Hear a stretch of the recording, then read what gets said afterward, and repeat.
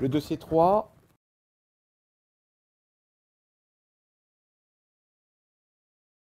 vous parle d'une femme de 59 ans. Elle est au chômage depuis son divorce, il y a 6 ans. Elle est hospitalisée pour une asthénie avec un amaigrissement de 3 kg et un ictère.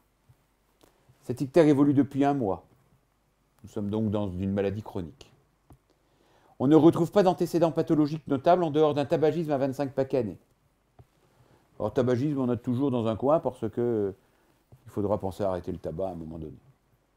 Pas de prise médicamenteuse. Et elle vous dit qu'elle boit 2 verres de vin, un quart de litre à 10 degrés, et 2 whisky, 40 millilitres, à 45 degrés. Bon. Globalement, on sait qu'elle consomme environ 40 grammes d'alcool, là, par jour, hein, parce que je vous rappelle qu'un verre, c'est environ 10 grammes d'alcool, à la fourchette, comme ça. C'est une bonne méthode pour calculer la consommation d'alcool. À l'examen clinique, on retrouve pouls 90, tension 14,8, température 37,2, ça c'est rassurant. Il existe un ictère cutanéo-muqueux avec urine foncée. Il s'agit donc d'un syndrome cholestatique. Et immédiatement, syndrome cholestatique, écho, point d'interrogation, est-ce qu'il y a une atteinte extra-hépatique des voies biliaires ou est-ce qu'il y a une atteinte intrahépatique? Donc ça, il va falloir répondre. Il existe une varicosité des pommettes. Il existe une hypertrophie parotidienne bilatérale. Il existe une érythrose palmaire. Il existe 14 angiomes stellaires de la base du cou. Il existe une circulation veineuse sous-cutanée, sous-ombilicale. Il existe une hépatomégalie ferme, sensible, à bord inférieur tranchant, et une splénomégalie à 2 travers de doigts. Ça, varicosité des pommettes, c'est l'alcool. L'hypertrophie parotidienne, c'est l'alcool. L'érythrose palmaire, c'est l'insuffisance hépatocellulaire. Les angiomes stellaires, c'est l'insuffisance hépatocellulaire. La circulation veineuse collatérale, c'est l'hypertension portale. Et l'hépatomégalie plus la splénomégalie, ça c'est l'hypertension portale. Et l'hépatomégalie, ce sont des modifications du foie. Nous savons déjà que cette patiente est porteuse d'une cirrhose dont l'origine est probablement l'alcool. Le bilan biologique retrouve à l'entrée une anémie à 10,8 g. Attention, l'anémie dans la cirrhose doit toujours faire rechercher une hémorragie digestive, mais également est classique dans la cirrhose, hein, par l'hypersplénisme et par d'autres éléments un peu plus flous. Il existe une macrocytose et il existe, et on en est un peu étonné, une hyperleucocytose à 16 300 globules blancs, alors que l'hypersplénisme est là aussi tout à fait corrélé aux 82 000 plaquettes. Donc vous avez l'anémie et la thrombopénie en faveur d'un hypersplénisme et une hyperleucocytose qu'il faudra essayer d'expliquer. Le TP est à 60%, donc pas si bas que ça. Par contre, il existe une bilirubine à 120 micromoles, avec une bilirubine conjuguée à 90, des phosphocalcalines à 1,5. Donc il existe effectivement un certain nombre de cholestases très importants associés à une cytolyse discrète. Donc là, nous sommes face à un cas d'hépatite mixte à prédominance cholestatique. La gamma-GT est à dizaines. L'échographie abdominale confirme la splénomégalie, confirme l'hépatomégalie et retrouve une vésicule biliaire normale. Donc ici, la cholestase n'est pas une cholestase extrahépatique, mais une cholestase bel et bien intrahépatique. Vous retenez le diagnostic de cirrhose éthylique avec ictère. Voilà, donc on a mené le raisonnement, on nous donnait le diagnostic à la fin, mais peu importe, on aurait pu ne pas nous le donner, on avait bien compris. Sur quels éléments d'observation évoquez-vous le diagnostic de cirrhose? Alors, voilà une question intéressante. Comment est-ce qu'il faut répondre à cette question? Eh bien, moi, je crois qu'il faut bien dire à votre correcteur que la cirrhose est un diagnostic purement histologique. Comment est-ce qu'on dit que quelqu'un a une cirrhose? Eh bien, c'est quand il a 2 signes histologiques associés, la fibrose disséquante et des nodules de régénération. À cela s'associe le plus souvent une stéatose, principalement macrovacuolaire, notamment en cas d'étiologie hénolique, mais également en cas de NASH. Hein, je vous rappelle que la NASH, ça ressemble à s'y méprendre à une cause alcoolique, d'accord, sauf que c'est chez quelqu'un qui ne boit pas. Il y a des signes inflammatoires, infiltration lymphoplasmocytaire en cas de virus, ou riche en polynucléaires en cas d'étiologie alcoolique ou de NASH. D'accord? La NASH et l'alcool, c'est même combat d'un point de vue histologique. Donc, la cirrhose, c'est un diagnostic purement histologique. Mais est-ce qu'on a toujours besoin de l'histologie? Eh bien, la réponse est non, parce qu'on est en droit d'évoquer, voire de retenir le diagnostic de cirrhose lorsque vous avez 4 éléments. Le premier élément, c'est une étiologie de cirrhose. Quelqu'un qui n'a pas une cause à une maladie cirrhogène n'a pas de raison de faire une cirrhose et il faut s'en méfier parce que souvent, c'est la cause qui manque et on a tendance à poser les diagnostics sur les autres éléments alors que les autres éléments peuvent être liés à tout à fait autre chose. Alors, est-ce qu'il existe une hépatite chronique virale, B, C ou D, une hépatite chronique toxique, principalement alcoolique, une hépatite chronique auto-immune, une maladie de surcharge, hémochromatose, Wilson, déficit en alpha-nétrypsine, NASH, une CBP, ou une cirrhose biliaire secondaire, une maladie véno-occlusive du foie. Vous avez globalement 6 causes de cirrhose. Les 4 causes d'hépatite chronique, plus une cause cholestatique et une cause vasculaire. Si vous avez une de ces 6 causes de cirrhose, ou plusieurs, plus des signes d'insuffisance hépatocellulaire que nous avons vus lors du dossier 1, plus des signes d'hypertension portale que nous avons vus et que nous reverrons, et des modifications morphologiques du foie, à savoir soit une atrophie hépatique, soit une hépatomégalie, eh bien vous êtes en droit, devant ces stigmates, de poser le diagnostic de cirrhose probable.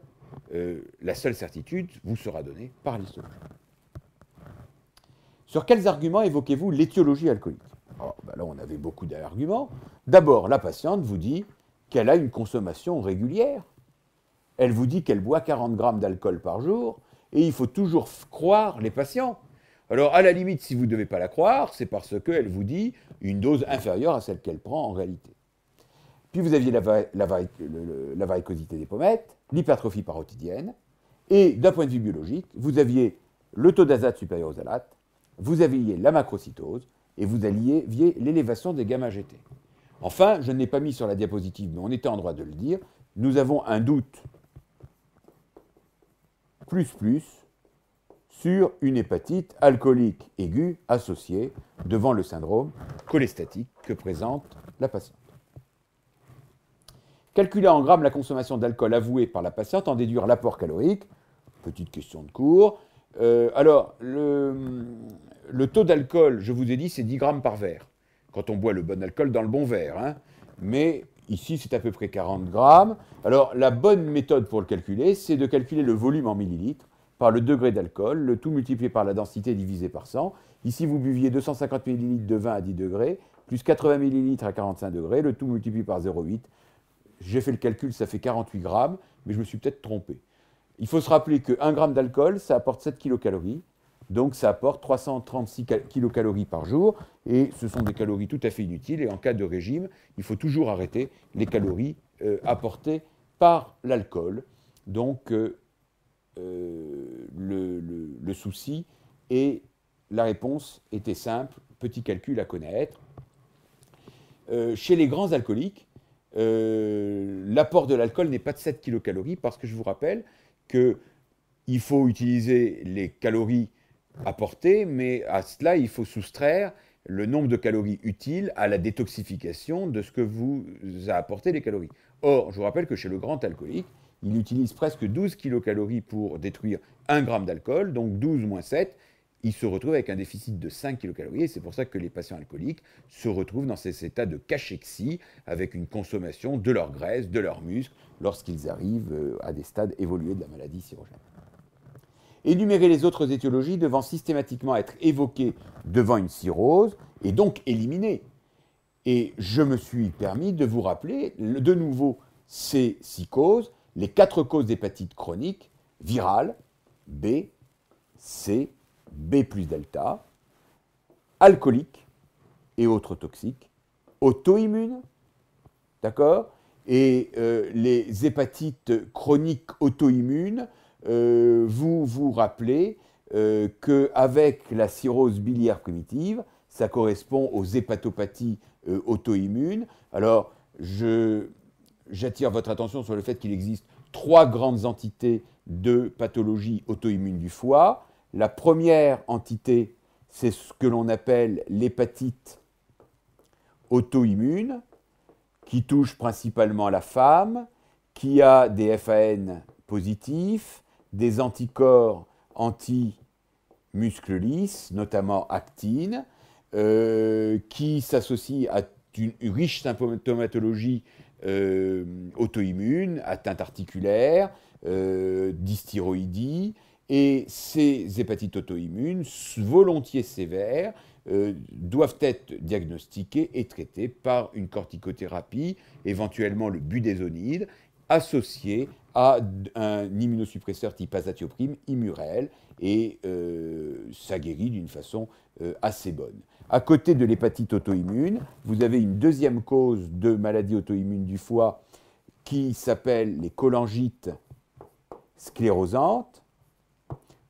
Et la cholangite sclérosante, ça touche plutôt un homme jeune dans un contexte de RCH et ça donne principalement des troubles cholestatiques. Le principal auto-anticorps positif, c'est les P en K, c'est-à-dire les fragments d'anticorps anti-cytoplasme des polynucléaires. Enfin, la dernière maladie, c'est la CBP, qui touche la femme, qui donne une maladie purement cholestasiante avec des anticorps anti-M2. Donc, devant ces 3 maladies auto-immunes, vous avez les principales causes de maladies auto-immunes du foie, et vous voyez que ces 3 causes peuvent s'interpénétrer, et au milieu, ici, dans l'intersection, on parle de maladies auto-immunes mixtes ou d'overlap syndrome. À côté donc de ces causes auto-immunes, vous avez les maladies de surcharge, l'hémochromatose bien sûr, la NASH++, la maladie de Wilson. Les cirrhoses biliaires secondaires, la maladie véno-occlusive du foie peut également donner des cirrhoses et sont des causes plus rares, mais il est très important de penser à ces 6 causes, de les chercher, de les éliminer, même si vous avez une cause évidente, et dans tous les cas pour pouvoir évoquer et authentifier la cirrhose. Comment expliquez-vous l'ictère présenté par cette patiente? Argumentez votre réponse. Je vous ai déjà donné une partie de la réponse tout à l'heure. Je pense que cette patiente a une hépatite alcoolique aiguë. Pourquoi? Parce que l'hépatite alcoolique aiguë est le plus souvent une hépatite mixte, cytolytique plus cholestatique, et souvent c'est la cholestase qui prédomine. C'est souvent une hépatite sévère, c'est-à-dire qu'il s'y associe des signes d'insuffisance hépatocellulaire qui en font toute la gravité. Et il est vrai que pour poser le diagnostic de sévérité d'une hépatite alcoolique aiguë, on mesure un score, c'est 2DREY, qui est le score de Madré, et ce score de Madré, quand il est supérieur à 32, est évocateur d'une hépatite sévère. Et quels sont les facteurs qui interviennent dans le score de Madré? Eh bien, vous avez la bilirubine, et globalement, quand vous avez une bilirubine supérieure à 100, on sera vite à 32, et c'est le TP. Et globalement, quand vous avez un TP inférieur à 50%, vous serez rapidement à un Madré supérieur à 32. Alors pourquoi j'évoque une hépatite alcoolique aiguë ici? Eh bien parce que je suis très étonné par l'importance de l'ictère, qui est beaucoup plus important que le TP à 60%. Donc, si c'était un ictère uniquement lié à l'insuffisance hépatocellulaire, ça paraîtrait un petit peu, il y aurait un hiatus entre le taux de TP et l'importance de l'ictère. Le deuxième élément, c'est qu'on a éliminé une cause extra-hépatique avec une échographie normale. Enfin, le troisième élément, ce sont des éléments en faveur de la cause alcoolique, à savoir les azates supérieurs à l'oxalate, à savoir que ça complique une cirrhose alcoolique, et enfin, qu'il existe une hyperleucocytose associée, et l'hyperleucocytose associée, globalement, c'est une rare cause d'hépatite avec hyperleucocytose, c'est l'hépatite alcoolique aiguë. À côté de ça, vous avez les foies septiques ou les hépatites secondaires à une maladie bactérienne. Donc ici, je pense que c'est très évocateur d'une hépatite alcoolique aiguë, et ce serait mon premier diagnostic, d'ailleurs, en termes de fréquence au cours d'une cirrhose. Comment complétez-vous alors votre bilan? Eh bien, le premier bilan, c'est d'éliminer les autres causes de cirrhose. Éliminer les autres causes de cirrhose, ça va être bien évidemment les sérologies, B, C et éventuellement delta en cas de B positif. D'accord? Ça va être de faire une électrophorèse des protéines sériques à la recherche d'une hypergamma-globulinémie. Et en cas de positivité, il faudra faire les auto-anticorps. Ça va être de doser la ferritine. Ça va être de faire un bilan lipidique et glycémique. Enfin, dernièrement, ça va être de faire une échographie avec un Doppler. Bien évidemment, interroger le patient sur sa consommation d'alcool et sur les autres toxiques. Deuxième élément, ça sera une FOGD systématiquement pour la recherche des stigmates d'hypertension portable. Le calcul du score de Madré pour évaluer la gravité de l'hépatite alcoolique associée. Et je crois que dans un cas de figure d'une cirrhose décompensée par une hépatite alcoolique aiguë, eh bien, il faut demander une PBH par voie transjugulaire, compte tenu des troubles de l'hémostase, et qui vont permettre de retrouver les éléments en faveur d'une HAA, infiltration polynucléaire, corps de Kuhn-Simmons, de retrouver une stéatose macrovacuolaire, et bien évidemment de rechercher les stigmates de fibrose et de nodules de régénération en faveur du diagnostic de cirrhose. Et je crois que dans ce cas de figure, la PBH paraît indiquée. Citer les principales mesures thérapeutiques à proposer à cette patiente. Eh bien, les mesures thérapeutiques qu'il faut proposer à un patient qui est porteur d'une cirrhose compensée et a fortiori décompensée ont fait l'objet de plusieurs fiches HAS qui doivent être donc connues et suivies scrupuleusement. Premièrement, c'est traiter la cause de la cirrhose et prendre en charge les facteurs aggravants. Alcool, surpoids, toxicomanie. Donc ici, ça va être la prise en charge du régime sans alcool, la consultation addictologique, alcoolologique, l'aide de psychologue, du psychiatre, les groupes de discussion, l'éducation et bien évidemment l'aide au sevrage, éventuellement pharmacologique avec du Revia, de la Otal, avec éventuellement l'apport d'une vitaminothérapie, une hospitalisation pour le sevrage. Deuxièmement, c'est prévenir systématiquement le risque de rupture de varices œsophagiennes par des bêta-bloquants non cardiosélectifs type propanolol ou Corgard, ou des ligatures en cas de contre-indication au propanolol. Troisième élément, c'est discuter en RCP et traiter toute lésion focale hépatique détectée en échographie ou devant une élévation de l'alpha-fétoprotéine, car je vous rappelle que l'hépatocarcinome, c'est une des rares tumeurs pour laquelle on ne demande pas de preuve histologique obligatoire, mais que l'apparition d'un ou plusieurs nodules évocateurs de CHC sur un foie de cirrhose associé à une élévation de l'alpha-fétoprotéine suffit pour évoquer le diagnostic de CHC. Prévenir les infections bactériennes, ça c'est très important, et virales, soins bucco-dentaires, vaccination anti-VHA, anti-VHB, anti-grippe et anti-pneumocoque. L'accompagnement du patient et de son entourage, ne pas oublier association, réseau social, psychologue. Éviter toute thérapeutique inutile et adapter les doses. Enfin, compte tenu qu'il existe une hépatite alcoolique aiguë, il faut traiter les complications. On traiterait une hémorragie du cirrhotique, on traiterait une encéphalopathie, on traiterait une ascite. Ici, il y a une hépatite alcoolique aiguë. Si cette hépatite est sévère, c'est-à-dire avec un MADRS supérieur à 32, il faut proposer un traitement par corticoïde, à savoir du Soliprède 20 mg par jour pendant 28 jours, plus les règles d'accompagnement de toute corticothérapie, apport de potassium, et l'apport de potassium est important chez le cirrhotique qui est souvent en hypocalcicité, donc un taux de potassium dans les